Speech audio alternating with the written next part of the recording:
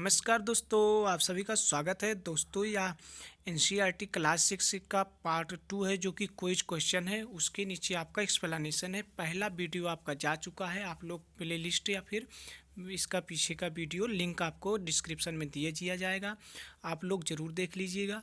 उसमें आपसे एक प्रश्न पूछा गया था लास्ट में, और उसका आंसर हम लोग इसमें बताने चल रहे हैं। ये पहला 10 नंबर का जो क्वेश्चन है उसी में से है। उसके बाद और अधिक प्रश्न आपसे किया जाएगा। आप लोग जुड़े रहिए और पूरा वीडियो देखिएगा। लास्ट में आपसे एक प्रश्न पूछा जाएगा दोस्तों, या उसका आंसर आप लोग कमेंट में बॉक्स में करिएगा। और दोस्तों, या क्विज क्वेश्चन जो कि एनसीईआरटी बुक से निकाला गया है, आपको एक्सप्लेनेशन भी है, रिवीजन का एक बेहतर तरीका है। तो जरूर देखें पूरा वीडियो, और आप लोग सपोर्ट के लिए लाइक सब्सक्राइब जरूर करिएगा। कांचीपुरम निम्नलिखित में से किसकी राजधानी थी? सातवाहन, चालुक्य, पल्लव, चोल। तो आपका उत्तर इसमें से क्या हो जाएगा? सी आंसर हो जाएगा। इसकी देख लेते हैं थोड़ा व्याख्या क्या है। पल्लवों की राजधानी कांचीपुरम थी। पल्लवों का राज्य कांचीपुरम के आसपास के क्षेत्रों से लेकर कावेरी नदी के डेल्टा तक फैला था। अब अगला प्रश्न हमारा क्या चलता है? चालुक्यों की राजधानी निम्नलिखित में से कौन सी थी? तो कौन सी थी? मदुरई, ऐहोल, महाबलीपुरम, वल्लभी। तो इसमें तो उत्तर आपका बी हो जाएगा, ऐहोल। कहाँ, किसकी राजधानी थी ऐहोल? चालुक्यों की राजधानी ऐहोल थी। अब चलते हैं आगे, इसकी व्याख्या देख लेते हैं। चालुक्यों की राजधानी ऐहोल जो एक प्रमुख व्यापारिक केंद्र थी, धीरे धीरे यह एक धार्मिक केंद्र भी बन गई, जहाँ कई मंदिर थे। चालुक्यों का राज्य कृष्णा और तुंगभद्रा नदी के बीच स्थित था। यह क्षेत्र रायचूर दोआब कहलाता है। पुलकेशिन प्रथम के दौरान चालुक्यों की राजधानी बादामी स्थानांतरित की गई थी। अब आप लोग से ये प्रश्न बन सकता है कि चालुक्यों की राजधानी कहाँ, किसके राज के दौरान, किसके शासनकाल में बादामी जो है स्थानांतरित की गई थी? तो आप लोग पर किसके इसमें दिया है? पुलकेशिन प्रथम के दौरान। बादामी को वातापी के रूप में भी जाना जाता है। चलते अगले प्रश्न की ओर। रवि कीर्ति निम्नलिखित में से किसके दरबारी कवि थे? रवि कीर्ति चंद्रगुप्त द्वितीय, चंद्रगुप्त प्रथम, पुलकेशिन प्रथम, पुलकेशिन द्वितीय। तो आपका उत्तर इसमें से क्या हो जाएगा? पुलकेशिन द्वितीय। चंद्रगुप्त क्या रवि कीर्ति किसके दरबारी कवि थे? पुलकेशिन द्वितीय के। थोड़ा इसके बारे में जान लेते हैं। रवि कीर्ति पुलकेशिन द्वितीय के दरबारी कवि थे। पुलकेशिन द्वितीय सबसे प्रसिद्ध चालुक्य राजा था। उसके बारे में रवि कीर्ति द्वारा रचित प्रशस्ति पता चलता है। इसमें उसकी 4 पीढ़ियों के बारे में बताया गया है। चलते अगले प्रश्न की ओर। निम्नलिखित कथनों पर विचार कीजिए। पल्लव और चालुक्य एक दूसरे की सीमाओं का अतिक्रमण करते थे। ये पहला कथन है। पल्लवों और चालुक्यों को क्रमशः चोलों तथा राष्ट्रकूटों ने अंतिम रूप से समाप्त कर दिया। उपयुक्त कथनों में से कौन सा कथन सही है? इस दोनों कथन है, कथन में कौन सा सही है? कुल मिला के आप देखेंगे तो ये प्रश्न आपको पीसीएस, आईएएस, बीपीएससी या फिर कोई भी बड़ी स्तर की परीक्षाएं, उनसे रिलेटेड प्रश्न बनाए गए हैं। तो अब इसमें आपका प्रश्न विकल्प देख लीजिए। केवल एक सही है, केवल 2 सही है, 1, 2 और दोनों सही हैं, न तो एक सही है न तो 2 सही है। तो आपका उत्तर क्या सही है? दोनों कथन सही है। अब दोनों कथन सही हैं, आप लोग ब्रेक करके फिर से देख लीजिएगा कि दोनों कथन क्या हैं। अब दोनों कथनों क्यों सही हैं, उनकी व्याख्या देख लेते हैं। दोनों कथन सही हैं। पल्लवों को चोल वंश ने परास्त कर उनकी साम्राज्य को चोल साम्राज्य में मिला लिया था। अगर आपने बुक पढ़ा होगा उसके बाद में आपको ये बहुत मदद करेगा। चालुक्यों को, बादामी को अंततः राष्ट्रकूटों ने परास्त कर दिया। अगला हमारा प्रश्न क्या है? दक्षिण भारत में पूर्व मध्यकालीन प्रशासन के संदर्भ में निम्नलिखित कथनों पर विचार कीजिए। कुछ महत्वपूर्ण प्रशासकीय पद अनुवांशिक होते थे। प्रशासन की प्राथमिक इकाई नगर होते थे। कभी कभी एक ही व्यक्ति कई पदों पर कार्य करता था। उपयुक्त कथनों में से कौन से कथन सही हैं? तो आप लोग देख लीजिए। केवल 1 सही है, केवल 2 सही है, 1 और 2 3, 1 और 3 सही है, 2 और 3 सही है। तो आपका उत्तर सी सही है कि 1 और 3 केवल सही हैं। अब क्यों सही है थोड़ा जान लीजिए। दक्षिण भारत में पूर्व मध्यकालीन प्रशासन में कुछ महत्वपूर्ण पद अनुवांशिक बन गए थे, तथा कभी कभी एक ही व्यक्ति कई पदों पर कार्य करता था। जैसे हरिसेन अपने पिता की तरह महादंडनायक बने, साथ ही उसे कुमार रामत्य भी बनाया गया। प्रशासन की प्राथमिक इकाई गांव होते थे, न कि नगर। कभी कभी एक व्यक्ति कई महत्वपूर्ण पदों पर कार्य करता था, जैसे हर्षिण महादंड नायक और कुमार मात्य होने के साथ साथ संधि विग्राहिक भी थे। अगला हमारा प्रश्न क्या है? पूर्व मध्यकालीन सामंतों के संदर्भ में निम्नलिखित कथनों पर विचार कीजिए। इनकी अपनी सेना होती थी तथा आवश्यकता पड़ने पर ये राजा को सहायता देते थे। इन्हें कोई नियमित वेतन नहीं दिया जाता था। जहाँ शासक दुर्बल होते थे, ये स्वतंत्र होने का प्रयास करते थे। उपयुक्त कथनों में से कौन सा कथन सही है? 3 कथन दिए गए हैं। अब इसका विकल्प देख लीजिए। केवल 1 और 2 सही है, केवल 2 और 3 सही है, केवल 3 सही है। 1, 2 और 3 सही है, डी आपका। तो आंसर क्या कह रहा है? आंसर आपका डी सही है। आखिर क्यों सही है उसको जान लेते हैं। उपयुक्त सभी कथन सही हैं। पूर्व मध्यकाल में सामंतों को नियमित वेतन नहीं दिया जाता था, बदले में इनमें से कुछ को भूमि दान दिया जाता था। दी गई भूमि से कर वसूलते थे, जिससे वे सेना तथा घोड़ों की देखभाल करते थे। साथ ही वे इससे युद्ध के हथियार जुटाते थे। अगला क्या है? दक्षिण भारत के राज्यों की विभिन्न स्थानीय सभाओं के संदर्भ में निम्नलिखित में से कौन से सही सुमेलित हैं? सभा ब्राह्मण भूस्वामियों का संगठन, उर ग्राम सभा, नगर शिल्पकारों का संगठन। नीचे दिए गए कूट का सही प्रयोग करें। केवल 1 सही है, केवल 2 सही है, 1 और 2 दोनों सही है, 2 और 3 सही है। आपका उत्तर सी इसमें सही है, 1 और 2 दोनों सही है। अब चलते हैं इसकी व्याख्या देख लेते हैं। पल्लव अभिलेखों में कई स्थानीय सभाओं की चर्चा मिलती है। इनमें से एक था ब्राह्मण भूस्वामियों का संगठन, जिसे सभा कहते थे। ये सभाएं उप समितियों के जरिए सिंचाई, खेतीबाड़ी से जुड़े विभिन्न काम, सड़क निर्माण, स्थानीय मंदिरों की देखरेख आदि के काम करती थी। जिन क्षेत्रों में भूस्वामी ब्राह्मण नहीं थे, वहां उर नामक ग्राम सभा के होने की बात कही गई है। नगरम व्यापारियों के एक संगठन का नाम था।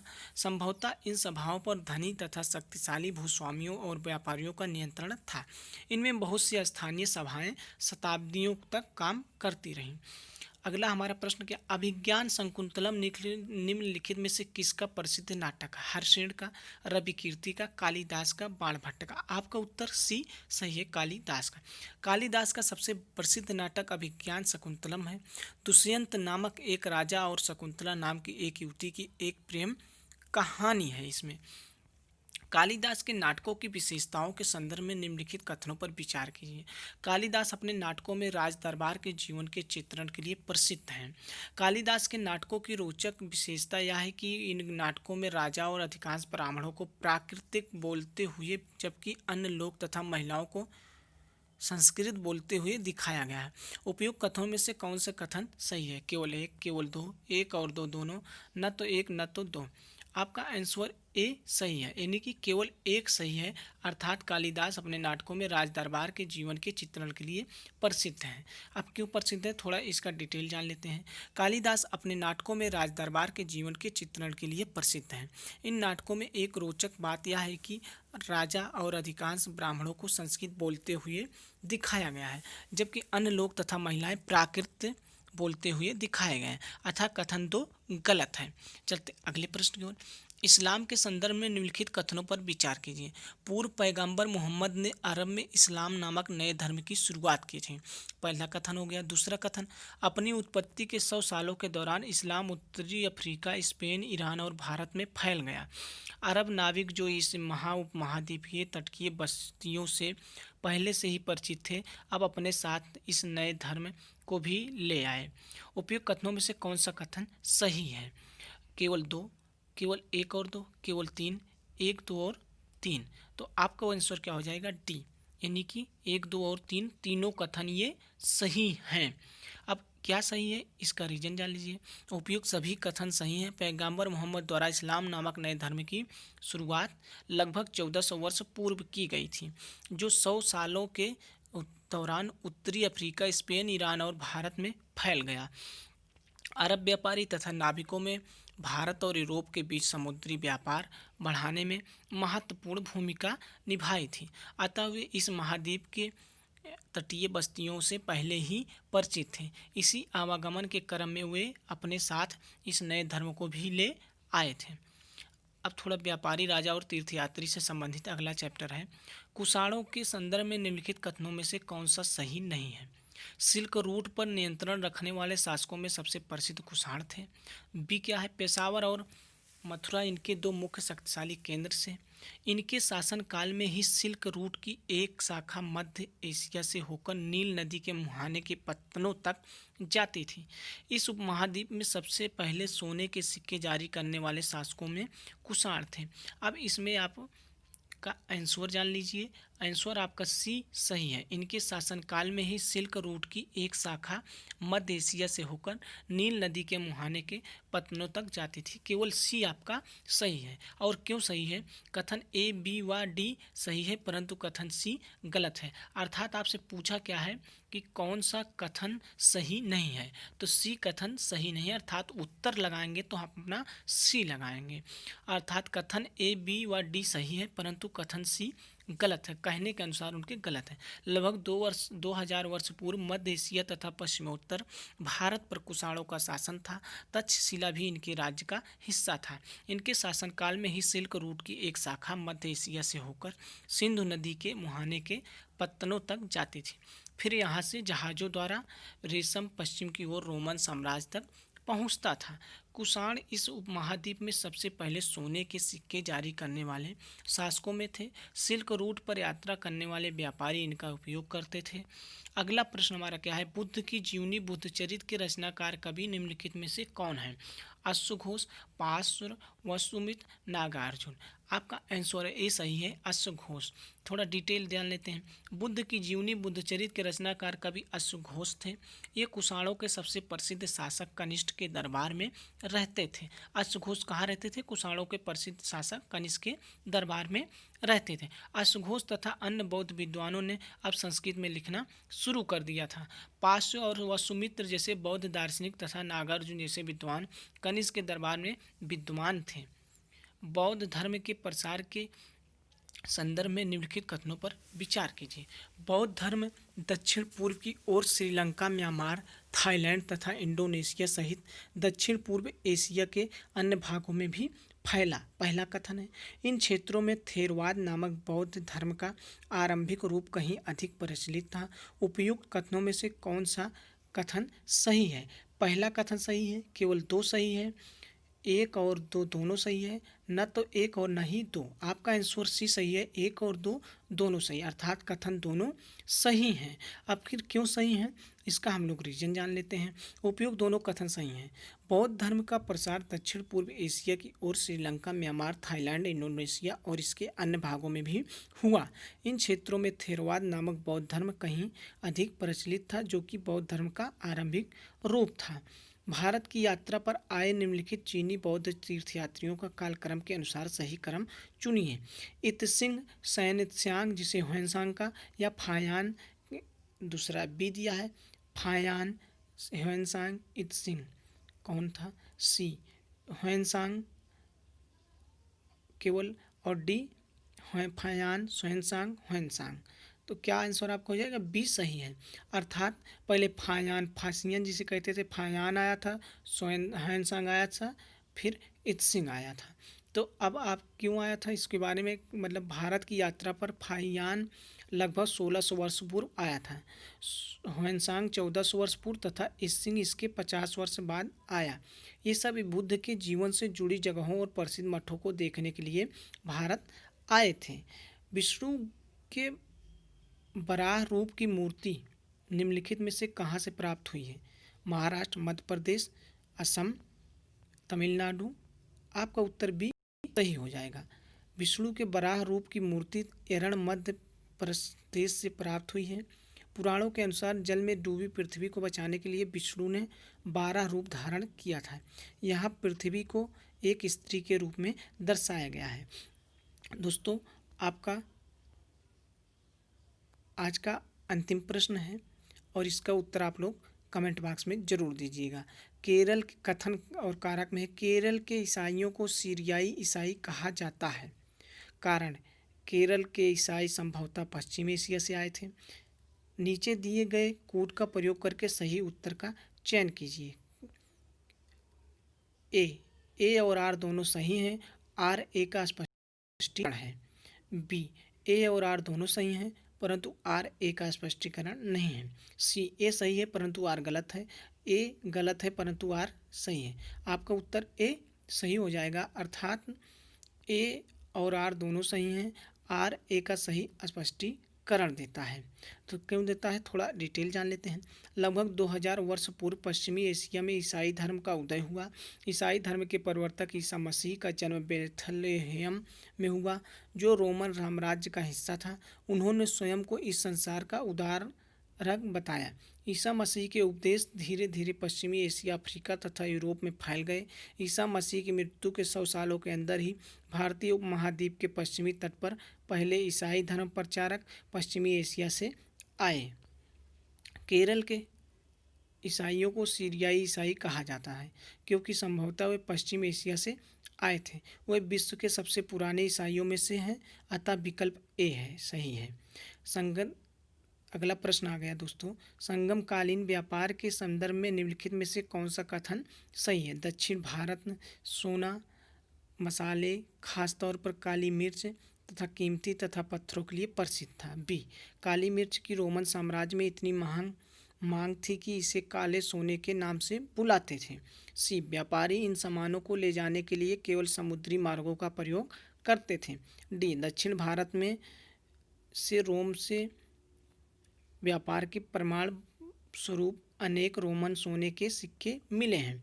तो आपका उत्तर इसमें से सी सही हो जाएगा। इन व्यापार को ले जाने के लिए केवल समुद्री मार्गों का प्रयोग करते थे। क्यों करते थे, थोड़ा ए, बी और डी सही है परंतु सी गलत है, क्योंकि व्यापारी इन सामानों को रोम ले जाने के लिए समुद्री जहाज़ों और सड़कों दोनों मार्गों का प्रयोग करते थे। व्यापारियों ने कई समुद्री रास्ते खोज निकाले थे। ये व्यापारी मानसूनी हवा का फ़ायदा उठाकर अपनी यात्रा जल्दी पूरी कर लेते थे। वे अफ्रीका या अरब के पूर्वी तट से इस उपमहाद्वीप के पश्चिमी तट पर पहुंचने के लिए दक्षिणी पश्चिमी मानसून का सहारा लेना पसंद करते थे। व्यापार के प्रमाण हमें संगम कविताओं से भी मिलते हैं। 28 नंबर क्वेश्चन है, संगम कविताओं में मुंबेंदार की चर्चा मिलती है। यह एक तमिल शब्द है, इसका अर्थ निम्नलिखित में से क्या है। ग्राम प्रधान, गृहपति, तीन मुखिया, सरदार। अर्थात आपका उत्तर सी सही हो जाएगा, तीन मुखिया। किसका मतलब है, मुबेंदार का मतलब है तीन मुखिया। मुबेंदार का अर्थ तीन मुखिया है। इसका प्रयोग तीन शासक परिवार के लिए किया गया है।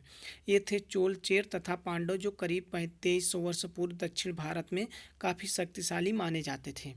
चोल, चेर तथा पांडव शासकों के संदर्भ में निम्नलिखित कथनों पर विचार कीजिए। पुहार और मदुरई इनके महत्वपूर्ण सत्ता केंद्रों में सम्मिलित थे।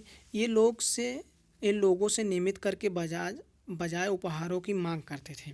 कौन सा कथन सही है, केवल एक, केवल दो, एक और दो दोनों, न तो एक और न ही दो। आपका उत्तर इसमें से सी सही है, एक और दो दोनों कथन आपका सही है। क्यों सही है, उपयुक्त दोनों कथन सही है। चोल, चेर और पांडव ने अपने दो सत्ता केंद्र थे।